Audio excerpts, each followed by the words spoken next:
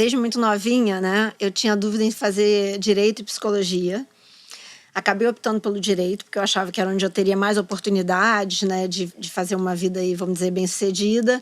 E acabei trabalhando sempre em empresas, até que aos 32 anos eu fui chamada para ser diretora jurídica no grupo que eu estou hoje.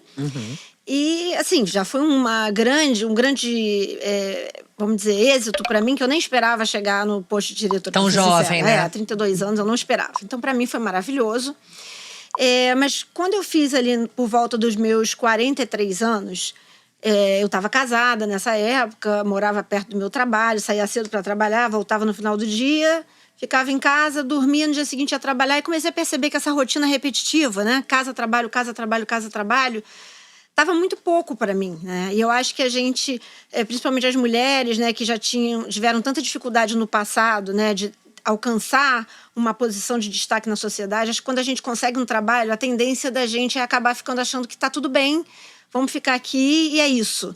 Mas alguma coisa me dizia que não era isso, sabe? Que eu tinha que fazer alguma coisa a mais. Eu gosto muito do que eu faço como advogada, continuo inclusive trabalhando no mesmo grupo, mas eu sentia que tinha mais para fazer.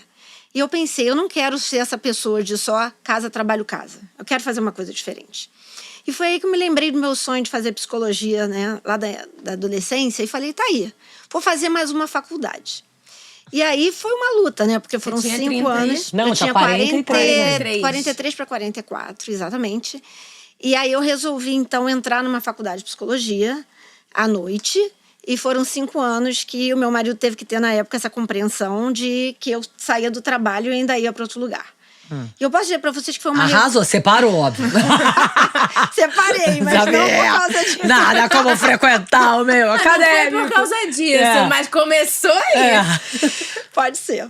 E aí eu fiquei 5 anos estudando com uma garotada nova, com uma mente aberta, trazendo conceitos totalmente diferentes do que eu tinha vivido até ali, né? Porque advogado, eu vou te contar, né? Advogado é quadrado, advogado é chato pra caramba, né? Tô ligado. Graças a Deus, nunca namorei nem casei com advogados. Embora eu já tenha casado 3 vezes. Então, assim, advogado, a gente aprende muito aquela coisa ali da caixinha, né? O que pode, o que não pode, etc. É uma coisa muito quadrada, realmente. E a psicologia... bem careta, né? Careta, a palavra é essa, careta. E a psicologia, não. Né? Eu comecei a lidar com jovens com um pensamento totalmente aberto, com possibilidades de mundo totalmente diferentes, com essa coisa de respeitar a subjetividade, de entender que a cultura ela é construída, que entender que nada é dado por si só, mas tudo tem ali uma intenção por trás, né, da sociedade. E aí começou a me abrir uma outra visão de mundo, né? E eu passei a respeitar as pessoas de uma forma que eu não respeitava antes. A verdade é essa. Eu digo que a faculdade de psicologia me ensinou muita coisa, mas se eu pudesse traduzir numa palavra, essa palavra é respeito, né? Respeito às diferenças, às subjetividades, entender que as pessoas podem ser quem elas realmente querem no mundo e não ter necessariamente que se enquadrar dentro de uma caixinha que a sociedade determinou como padrão. Então isso por si só já foi maravilhoso, já foi uma mudança muito grande para mim. Mas aí nesse meio do caminho me deu uma vontade muito grande de escrever.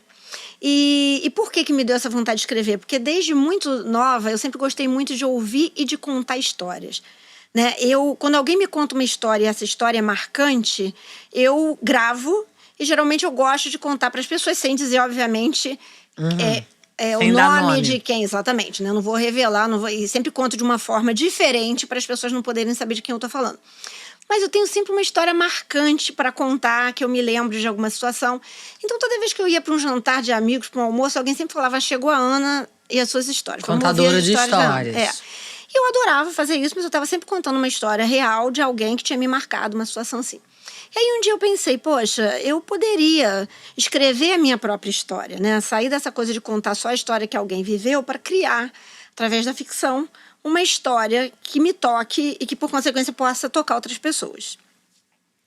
E você já tinha terminado a faculdade de psicologia? Não, foi no meio da faculdade de psicologia eu comecei a escrever. E aí, foi aí que em 2019, no mesmo ano onde eu me formei em psicologia, eu publiquei o meu primeiro romance, que se chama Quando o Dia Amanhece. E é uma ficção, né, sobre um homem que ele é casado, tem um caso extraconjugal, se apaixona por essa mulher.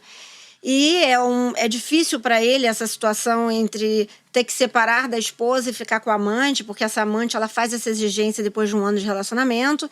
E quando ele vai para casa definitivamente para terminar o casamento com a mulher, uma coisa acontece que impede ele de se separar, né? Na verdade, a mulher diz para ele que está grávida e ele desiste.